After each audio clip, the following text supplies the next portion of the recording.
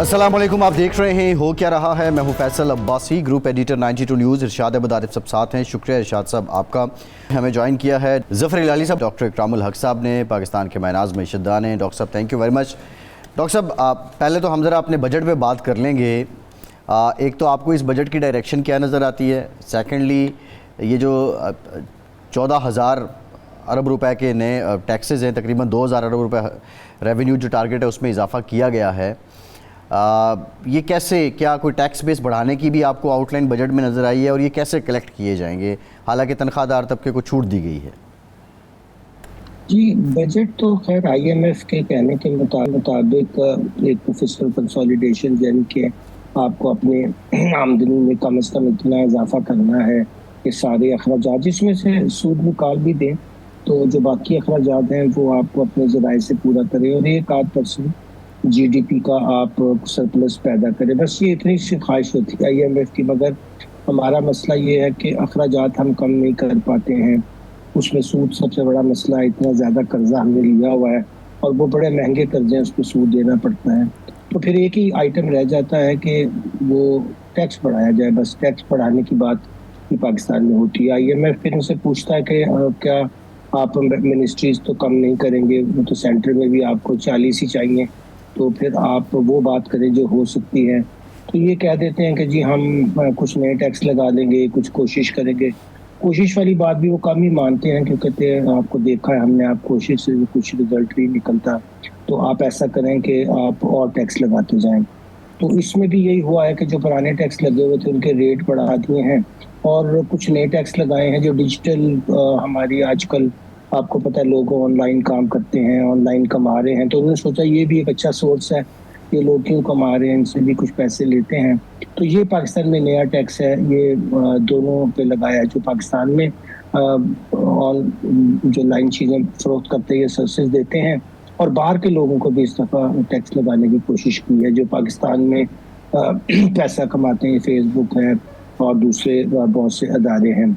अब देखिए वो कैसा कामयाब होता है कि नहीं होता, मगर ये बात सही है कि ये मुश्किल होगा कि हम बहुत ज़्यादा टैक्स कलेक्ट कर सकें, क्योंकि बहुत ज़्यादा टैक्स कलेक्ट करने के लिए ज़रूरी है कि फिर हमारी कुछ वो भी बढ़ रही हो, आमदन भी बढ़ रही हो पूरे मुल्क की। वो तो नीचे जा रही है आमदन, क्योंकि वजह ये है कि डॉक्टर साहब सवाल ये है कि टैक्स बेस बढ़ाने के लिए आपको क्या इस बजट में पॉलिसी नज़र आ रही है?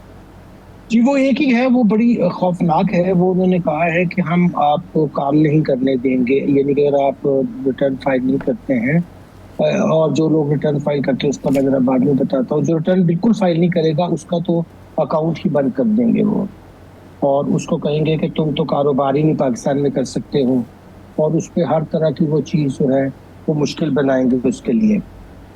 तो वो तो एक उन्होंने इसका हर बार इस्तेमाल किया है। और दूसरी तरफ उन्होंने ये कहा है कि हम कोशिश करेंगे कि आपके जो यानी कि बिल्कुल ही आप कोई बैंक अकाउंट नहीं खोल सकेंगे, कोई गाड़ी नहीं खरीद सकेंगे, कोई इन्वेस्टमेंट जैसे कार में है और लोग शेयर्स में करते हैं या स्टॉक में, वो कर ही नहीं सकेंगे आप, यानी वो बिल्कुल ही बंद कर दी जाएगी। तो ये एक समझिए कि जिसे कहते हैं इक़्तिसादी पाबंदी अमेरिका लगाता है नाराज होकर, कभी ईरान पर, कभी किसी मुल्क पर, कभी रूस पर। तो उस तरह का काम हम अपने लोगों के साथ करना चाहते हैं कि भाई चले, आपने अपनी रिटर्न बनती थी नहीं बनती थी, उसने एक बेवा है उसको बाहर के उसके बच्चे ने रेमिटेंस भेजी कि अम्मी जान आप कार ले लें ताकि आपको ज़िंदगी आसानी हो, यहाँ आने जाने में मैं आपको एक ड्राइवर भी रख दूंगा। तो वो अब अम्मी जान को कह रहे हैं कि अम्मी जान पहले रिटर्न दें और वो बताएं कि उनके रिसोर्सेज कहाँ से हैं, फिर हम उन्हें गाड़ी खरीदने देंगे। वरना फिर वो एक जो डब्बा नहीं होता, ये कैरी डब्बा, वो लिखा है कि वो ले ले 800 सीसी का, या मोटरसाइकिल ले लें। अजीब फनी सी बातें हैं। और लेकिन डॉक्टर साहब लेकिन ये भी साथ ही एहतमाम किया कि 800 सीसी तक की गाड़ी जो है आप वो करा सकते हैं, लेकिन उस पर टैक्स लगा दिया, GST लगा दी कि भाई अब छोटी गाड़ी भी महंगी दे के, जो गाड़ी 30 लाख की थी वो 35 लाख की आपको मिलेगी, 5 लाख रुपए इधर भी आप बता दें। दुरुस्त फरमाया। और फिर ये कहा कि मिसाल के तौर पर ये भी फरमा दिया कि अगर आप फाइलर हैं, बड़े अच्छा टैक्स भी देते हैं, मगर आप कोई चीज़ खरीदना चाहते हैं, कोई प्रॉपर्टी, कोई आप चाहते हैं कि मैं भी कोई इन्वेस्टमेंट करूं शेयर्स में, یا اور بھی کوئی آپ کی ایسی خواہش ہو اگر، تو وہ کہتے ہیں نہیں، پہلے آپ ہم سے پوچھیں کہ جو آپ نے آخری اپنی ویلتھ اسٹیٹمنٹ دی تھی اس میں آپ کے پاس اکثر اگر آپ نے 100 روپے کی انویسٹمنٹ کرنی ہے تو آپ کے پاس 130% یعنی کہ 130 روپے آپ کے پاس ہونے چاہیے وائٹ، اور وہ بھی فلوئڈ شکل میں، یعنی آپ کے پاس کیش ہونا چاہیے. اب یہ بھی مذاق خیز سی بات ہے کہ بھئی ہو سکتا ہے لاسٹ ریٹرن میں نے دی تھی، اس کے بعد مجھے کوئی رقم ہاتھ آ گئی، میرا کوئی قرضہ لے لیا، کچھ لے لیا. ڈاکٹر صاحب اس پہ ہم آتے ہیں. نہیں، اگر بینک میں آپ کے پاس پیسے پڑے ہیں تو اس پر بھی ٹیکس لگا دیا، وہ بھی آپ 15% سے 20% کر دیا ہے جو آپ کو آئے گا. ڈاکٹر صاحب یہ بات درست ہے. اب مسئلہ وہ بلیک اکانومی بھی ہم کہتے رہے ہیں، پھر ہم وائٹ اکانومی ہے، ڈاکومنٹڈ بھی، اور ان آفیشیل اکانومی بھی. اس پہ میں آؤں گا کہ یہ مسائل تو ہیں پاکستان کے، لیکن ان سے نمٹنے کا حل کیا. لیکن ہلالی صاحب، how do you see this budget? کیا ہے یہ؟ پبلک فرینڈلی ہے، بزنس فرینڈلی ہے، یا یہ مجبوری تھی؟ آئی ایم ایف نے جو کہا ہے وہ ہم نے کرنا ہے، بیکاز آئی ایم ایف کی نہیں مانیں گے تو پھر ایک تلوار لٹکے گی کہ ڈیفالٹ کے دہانے پہ کھڑے ہیں ہم. دیکھیے فیصل، بات صرف یہ ہے کہ جیسے کسی نے لکھا ہے آج کہ 1 out of 2 Pakistanis are below the poverty line. ہر 2 آدمی سے 1 آدمی تو کھانا نہیں کھا سکتا ہے. ہر 4 آدمی سے 1 آدمی کے پاس نوکری نہیں ہے. اس سے بدتر کبھی سچویشن رہا ہے؟ اور یہ پتہ نہیں گورنمنٹ اور آئی ایم ایف سیلیبریٹ کر رہے ہیں، خوشی منا رہے ہیں. ان کو تو توبہ توبہ کرنا چاہیے. آپ بتائیں، 1 out of 2 Pakistanis below the poverty line, 1 out of 4 unemployed. Pakistan کی اکانومی اس سے بدتر کب رہی ہے؟ منیمم ویج آپ کا ہے 37,000. معاف کریے، لوگ نوکروں کو لگ رہے ہیں 15,000 کے لیے، 12 16 گھنٹے وہ کام کرتے ہیں. کبھی کسی نے آ کے ان کو گھروں میں آ کے کہا ہے تمہارا کیا کون سے قانون ہے تمہیں اس نوکر کو 12 گھنٹے کام کرواتے ہو اور اسے 10,000 دیتے ہو یا 15,000 دیتے ہو؟ اور یہ کیا ہے؟ 10% اور سیلری بڑھاتے ہیں، 7% آپ پینشن بڑھاتے ہیں، اور سلیب ان کا چینج ہو جاتا ہے اور ان کو 1-2 روپیہ کا فائدہ ہوتا ہے. یہ کیا کر رہے ہیں آپ بھائی؟ یہ تو امیر آدمی ہے جو گھر خریدتا ہے، اس کو آپ رہائی دیتے ہیں کنسٹرکشن اور ریئل اسٹیٹ کو. اور آپ مجھے بتائیں 1,04,448 ٹریلین روپیز پیٹرول کا لیوی ہے. پوچھے اکرام الحق صاحب آپ کے ساتھ بیٹھے ہوئے، یہ کبھی پہلے ہوا ہے اتنا؟ اور دوسری بات یہ مت سمجھے کہ you can start a tax. یہ سیکرٹری فائنانس کہتا ہے کہ یہ budget is I M F locked. اس کا مطلب ہے you can't do anything. بالکل نہیں، ان کے تو مزید ریزرویشن آئے ہیں جو آپ نے تقریباً 340 ارب کی مزید گرانٹ دی ہے، اس پہ بھی ان کے ریزرویشن آ گئے. لیکن ارشاد صاحب کویسچن یہ ہے، دیکھیں نہیں مگر ایک بات معاف کریے، لاسٹ کویسچن اف آئی مے، آپ کی اجازت کے ساتھ. دیکھیے میں آپ سے پوچھنا چاہتا ہوں کہ آپ کو پتہ نہیں ہے کہ ایک فیملی، ایوریج فیملی پاکستان میں 6 لوگوں کا ہوتا ہے جس میں 1 آدمی کام کرتا ہے. آپ مجھے بتائیں پھر بھی 10% اور 15% کم سے کم ٹیکس پیئرز ہونے چاہیے. 15 نہیں تو 10%. پوچھے اکرام الحق صاحب سے کس اور ملک میں ہوتا ہے نان ٹیکس فائلر؟ کس ملک میں؟ بالکل نہیں، یہ ہلال صاحب یہی تو میرا سوال ہے. یہ جو ٹیکسوں کا معاملہ ہے نہیں، اس میں ارشاد صاحب اپنا انٹیلیجنس سسٹم ہے ایف بی آر کا. نہیں، اوورآل یہ بات بتا رہے ہیں کہ ایک ملک کے اندر جو ہے، کیا جو ایف بی آر کے لوگ ہیں، ہم ہیں، آپ ہیں، کسی کو نہیں پتا کہ نہیں ٹریک اینڈ ٹریس سسٹم ان کا ہے نا. خود وہ نہیں دیکھیں نا، خود اس نے یہ کہا کہ جی ہم نے 3,70,000 ہائی ویلیو نان فائلر تلاش کیے. بھئی ان پر کون سے کتنا ٹیکس لگایا ہے؟ سب کو پتہ ہے کہ 1-2 چیزیں تو ریکارڈ پہ ہوتی ہیں نا. میں نے بیرون ملک دورے کیے ہیں، میرے بچے بیرون ملک پڑھ رہے ہیں، ان کی فیس تو یہاں سے جا رہی ہے نا. اور بہت ساری چیزیں ہیں جو ریکارڈ پہ ہوتی ہیں، اس سے آپ کو پتہ نہیں چل سکتا کہ جناب فلاں گاڑی خریدی ہے، رجسٹرڈ ہوئی ہے، پراپرٹی ٹرانسفر ہوئی ہے، رجسٹرڈ ہوئی ہے، سب کچھ ہوتا ہے. اصل میں یہ جو ٹیکس کا ابن خلدون کا آپ اگر مقدمہ پڑھیں نا، وہ یہ کہتا ہے کہ اکرام الحق صاحب چونکہ اس فیلڈ کے ماہر ہیں وہ اس کی تائید کریں گے کہ وہ یہ کہتا ہے کہ جس ملک میں آپ ضرورت سے زیادہ ٹیکس لگائیں گے وہ بیسیکلی آپ اس ملک کو برباد کر رہے ہیں، اس کی بنیادوں میں آپ ڈائنامیٹ رکھ رہے ہیں۔ اس کی وجہ بیان کرتے ہیں، وہ کہتے ہیں کہ جی انسان جتنا بھی ایثار پیشہ ہو، قربانی دینے کا جذبہ رکھتا ہو، لیکن وہ کماتا اپنے لیے ہے۔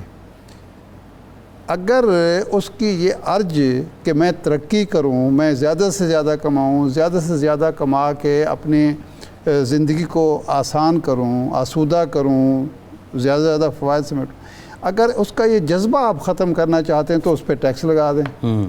ایک حد تک جو ٹیکس ہے وہ تو وہ برداشت کرے گا، اس سے آگے جب آپ ٹیکس کریں گے وہ 3 کام کرے گا۔ جی، ایک وہ کام چوری پہ اتر آئے گا کہ جی مجھے دوسروں کے لیے اتنی محنت کرنے کی کیا ضرورت ہے۔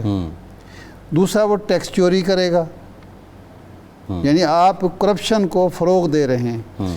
اور تیسرا جو ہے، جو آپ کے عمال ہوں گے، جو FBR کے ملازمین ہوں گے، ان کو رشوت دے گا اپنی آمدنی بچانے کے لیے۔ یعنی آپ کرپشن کو فروغ دے رہے ہیں، چوری کو فروغ دے رہے ہیں، اور جذبہ جو ہے کام کرنے کا۔ روس جو تھا، سوویت یونین، کیوں کلیپس کیا؟ کہ لوگوں کے اندر وہاں کی جو فاشسٹ گورنمنٹ تھی، اگرچہ وہ بہت زیادہ سہولتیں دے رہی تھی، لیکن ان کے اندر جذبہ ختم کر دیا تھا لیکن ارشاد صاحب کہ ان کو آزادی نہیں تھی، ان کو اپنی مرضی سے خرچ کرنے کی آزادی نہیں تھی۔ انہوں نے کہا جی کیا ضرورت ہے، مفت میں مل رہا ہے سارا۔ اکرام الحق صاحب، یہ پاکستان کا ٹیکس نظام یہ کچومر سلاد ہے۔ جو فائلر ہیں ان کو اتنا ہی انڈائریکٹ ٹیکس دینا پڑتا ہے جو فائلر نہیں ہیں۔ نمبر 2 تھنگ از دیٹ کہ اگر کاروباری لوگوں کی بات کریں، وہ کہتے ہیں جو کلیکٹر کسٹم ہے یا کلیکٹر FBR ہے یا جو بھی ہے انکم ٹیکس ہے، ہم اس سے بڑے تنگ آ جاتے ہیں۔ جس کے بہت اچھے اس کے ساتھ مراسم ہیں یا جو اس کی ناف میں کوئی آئل رگڑ سکتا ہے تو اس کو وہ 5%، 3% بھی کر دیتے ہیں، ورنہ جو 10% ہی ہوتا ہے اس کو بھی وہ 12% کرنے کے مجاز ہوتے ہیں۔ کیوں یہ ease of doing business, FBR reforms, flat taxation, اس کی طرف کیوں نہیں جایا جا سکا؟ کوئی بھی حکومت ہو، پچھلے 15 سال سے تو ایٹ لیسٹ میں ایسے ہی دیکھ رہا ہوں۔ اس کی 2 وجوہات ہیں۔ ایک تو کہ جو طاقتور لوگ ہیں جیسے پارلیمنٹ میں، وہ نہیں چاہتے کہ وہ FBR کا بدلے، کیونکہ وہ ان کو تو کچھ نہیں کہتے۔ آپ نے دیکھا کبھی کسی کا آڈٹ نہیں ہوا پہلے، جب ان کے 30 سپٹمبر کو ساسے آتے تھے الیکشن کمیشن کے تو وہ پبلک ہو جاتے تھے۔ پھر آپ کو بہت، ہم نے ٹی وی پروگرام کرتے تھے کہ بھئی آپ صرف سیلری دکھا رہے ہیں تو ساسے کہاں سے بن رہے ہیں۔ تو انہوں نے اس کا حل یہ نکالا، پہلے تو الیکشن لا چینج کیا کہ وہ 30 سپٹمبر کو جو ہم بھیجیں گے وہ پبلک نہیں ہوں گے۔ پھر ان کی بہت بنتی ہے FBR سے، کیونکہ وہ وہاں سیاسی طور پہ لوگ لگتے ہیں، وہ ان کو سرو کرتے ہیں، ان کی انڈسٹریز کو سرو کرتے ہیں۔ اب یہ دیکھیے سگریٹس، جیسے میں آپ کو ایک مثال دوں کہ 2 کمپنیاں تو بہت ٹیکس دیتی ہیں، مگر باقی جو کمپنیز ہیں وہ بہت سے پالیٹیشنز کی ہیں، تو وہ ایک تو یوتھ کا بیڑا غرق کر رہے ہیں، مگر سگریٹس وہ کہتے ہیں کہ اس کے اوپر ہمیں ٹیکس نہ دینا پڑے اور وہ ویسے ہی نکلتا رہے۔ تو ظاہر انہیں ایسے آفیسر چاہیے جو انہیں نہ پکڑیں۔ تو جو بھی ارشاد صاحب نے فرمایا تو وہ بالکل صحیح ہے، ابن خلدون کی بات کہ جب ڈائنیسٹی تباہ ہو رہی تھی تو اس وقت ہائی ریٹ کے ٹیکسز لگے ہوئے تھے، اور جو ٹیکس و کام تھے اور جو لوگ تھے وہ مل کے کرپشن کرتے تھے اور عام عوام کو نقصان ہوتا۔ وہی ماڈل آپ ہر تاریخ میں دیکھیں گے کہ جن جن سوسائٹیز میں ایسا ہوا وہاں ایسی تباہی ہوئی۔ اور جو ہاں یہ ہوتا ہے کہ آپ ریاست آپ کو لک آفٹر کر رہی ہے، جیسے آپ کی ہیلتھ ہے، ایجوکیشن ہے، آپ کی اچھی سڑکیں ہیں، آپ جیسی جو بھی ہماری سہولت، وہاں لوگ والنٹیرلی ٹیکس دیتے ہیں کیونکہ ظاہر ہے اس کا وہ فائدہ دیکھ رہے ہوتے ہیں۔ اب اگر آپ نے دیکھا ہوگا کہ جو منتخب مقامی حکومتیں ہوتی ہیں وہ صرف آپ سے پراپرٹی ٹیکس لے کر اس کے بدلے میں، یہ میں ساری دنیا کے ممالک کی بات کر رہا ہوں، وہ پھر آپ کو کیا پیش کر رہی ہوتی ہیں، یعنی ہیلتھ بھی، ایجوکیشن بھی، اسکول آپ کے اپنے ہوتے ہیں، ایون پولیس بھی اب بہت سے ممالک میں مقامی حکومتوں کے نیچے کام کر رہی ہوتی ہے۔ تو یہاں کے جو طاقتور طبقے ہیں وہ مقامی حکومتوں کا نظام دیکھیے 18ویں ترمیم کے 15 سال بعد بھی نہیں بنایا، کیونکہ وہ یہ بہت بڑا ڈائلما ہے ڈاکٹر صاحب، یہ جس کی طرف آپ نشاندہی کر رہے ہیں کہ 18ویں ترمیم کے بعد وفاق تو بیچارہ ہاتھ مل رہا ہوتا ہے، صوبے جس کے پاس بہت بڑی گرانٹس آتی ہیں، NFC کی مد میں رقم بھی جاری ہوتی ہے اور وہ ڈیلیوری نہیں ہو پاتی، اور انفارچونیٹلی لوکل باڈی الیکشن کی طرف کوئی رجحان ہی نہیں ہے ہم ایسی ڈیموکریسی میں۔ قطع کلامے کی معافی ڈاکٹر اکرام الحق صاحب، ظفر ہلال صاحب، ارشاد صاحب، بہت شکریہ آپ کا، آج کے پروگرام اجازت دیجیے۔